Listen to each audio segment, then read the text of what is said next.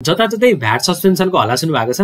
आउनुस् आजको यो भिडियोमा भ्याट सस्पेन्सन भनेको के हो, भ्याट सस्पेन्सनमा परेका व्यवसायीले के गर्नुपर्छ र भ्याट सस्पेन्सनमा नपरे पनि अरू व्यवसायीले किन यसको बारेमा जान्नु जरुरी छ त्यसको बारेमा चर्चा गरौँ। भ्याटमा दर्ता भई लगातार 6 महिनासम्म कर विवरण पेश नगरेका करदाताहरूका लागि आन्तरिक राजस्व विभागले 2082 वैशाख 11 गते एउटा सूचना प्रकाशन गरी 15 दिनभित्रमा विवरण पेश गर्न आदेश दियो। त्यो आदेशलाई पालना नगर्ने करदाताहरूका लागि फेरि 2082 साल जेठको 9 गते एउटा लिस्ट प्रकाशन गरी ती लिस्टमा भएका करदाताहरूको भ्याट सस्पेन्ड गरिएको छ भनेर अर्को नोटिस प्रकाशन गरेको छ। आउनुस् अब भ्याट सस्पेन्सनमा परेका व्यवसायीले गर्नुपर्ने कामको बारेमा डिस्कसन गरौँ। सबैभन्दा सुरुमा यदि कुनै व्यवसाय भ्याट सस्पेन्सनमा परेको छ भने कारोबार बन्द गर्नु पर्यो। कारोबार बन्द भनेको सटरै लाएर बस्ने होइन कि तपाईले खरिद बिक्रीका बिलहरू चाहिँ काट्न बन्द गर्नु पर्यो। खरिदको बिल पनि लिनु भएन, बिक्रीको बिल पनि इस्यु गर्नु भएन। किनभने भ्याट सस्पेन्सनको मिनिङ के हो भने तपाईको भ्याट चाहिँ दर्ता क्यान्सल गरिएको छ भने हो। तपाईले बिल काटेर भ्याट उठाउनु भयो भने भ्याटको एमाउन्ट त तिर्नु पर्यो। यो चाहिँ तपाईको अफेन्स भयो। तपाईले यसको लागि 100% जरिवाना र 6 महिनासम्मको जेल सजाय हुन सक्छ। सो तपाईले सबैभन्दा सुरुमा कारोबारलाई चाहिँ बिल काट्ने काम, खरिद गर्ने काम बन्द गर्नु पर्यो। यसरी निलम्बित देखिएमा यी करदातासँग खरिद वा बिक्री कारोबार नगर्न सम्बन्धित सबै विभागमा अनुरोध गरिन्छ भन्नुभएको छ। भनेपछि तपाईले खरिद बिक्रीको काम चाहिँ बन्द गरिहाल्नु पर्यो। अब यो सस्पेन्सन लिस्टबाट कसरी हट्ने यो पनि यही नोटिसमा क्लियरली मेन्सन गरेको छ। यो नोटिस अनुसार के भनेको छ भने यदि कुनै पनि करदाता सस्पेन्सन लिस्टमा पर्नु भएको छ र सस्पेन्सन लिस्टबाट हट्नका लागि ती अवधि जुन अवधिमा कर विवरण पेश गरिएको छैन ती सबै अवधिको कर विवरण पेश गरेमा स्वतः त्यो सस्पेन्सन लिस्टबाट हट्ने छ।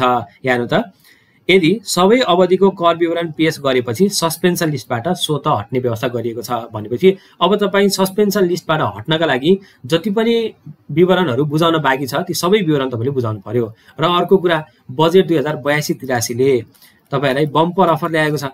के ल्याएको छ भन्दाखेरि यदि कुनै पनि व्यवसायीले 2081 साल चैत्र मसान्तसम्म भ्याट रिटर्न बुझाएको छैन भने यो समयसम्मको भ्याट रिटर्न तपाईले 2082 साल पुस मसान्तसम्म बुझाउनु भयो भने तपाईलाई लाग्ने जरिवाना एडिसनल ट्याक्स केही पनि लाग्दैन। कर बुझाउनु, ब्याजको जम्मा 25% बुझाउनु, त्यति बुझायो भने तपाईको जरिवाना पनि छुट, एडिसनल ड्युटी पनि छुट, ब्याजको 75% पनि छुट। भनेपछि भ्याट सस्पेन्सनमा पर्नु भएको छ भने यो स्किमको चाहिँ तपाईले फाइदा उठाइहाल्नु पर्यो। चाँडै भन्दा चाँडै भ्याट विवरण हाल्ने र त्यो सस्पेन्सन लिस्टबाट हट्ने अनि बल्ल आफ्नो कारोबारलाई सुचारू गर्ने। यति मात्रै नभइकन यदि सस्पेन्सन लिस्टबाट हट्नु भएन भने तपाईको एक्सपोर्ट इम्पोर्ट गर्ने सबै व्यवस्था पनि खारेज हुन सक्छ। त्यसैले समक गर्ने भने तपाईको ओभरअल व्यवसाय नै ठप्प हुन सक्ने अवस्था छ। त्यसैले सस्पेन्सन लिस्टबाट चाहिँ सकेसम्म चाँडै तपाईँ निस्किहाल्नु पर्यो। भ्याट सस्पेन्सन नभएका व्यवसायहरूले ध्यान दिनुपर्ने कुराहरू, अब हामीले कारोबार गर्ने पार्टी जस्तै ए भन्ने पार्टी छ, यो ए भन्ने पार्टीले जोसँग कारोबार गर्दैछ, कारोबार गर्ने पार्टीको भ्याट सस्पेन्ड पो भएको छ कि त्यो कुरा हामीले ध्यान दिनुपर्छ। किनभने सपोज मैले BCD भन्नेसँग कारोबार गर्दैछु, यो बी भन्नेको भ्याट सस्पेन्ड भएको रहेछ।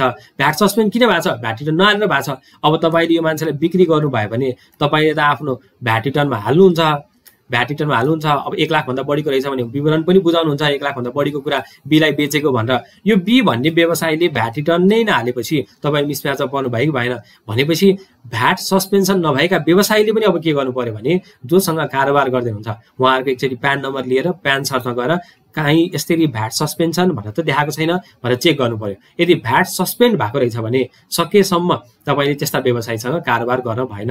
सकेसम्म होइन, गर्दै नगरेको राम्रो। किनभने अल्टिमेटली फेरि उहाँहरूले भ्याट रिटर्न नहाल्नाले तपाईलाई पनि मिसम्याचको जोखिम चाहिँ हुन सक्ने देखियो। यस्तै व्यवसायसँग सम्बन्धित अन्य करका जानकारीका लागि हामीलाई फलो गर्नुहोस् एकाउन्टेन्ट्स अड्डा र हाम्रो डिस्कसन ग्रुपमा जोइन गर्नका लागि बायोमा दिएको WhatsApp च्याटको लिङ्कमा क्लिक गरेर सिधै जोइन गर्नुहोस्।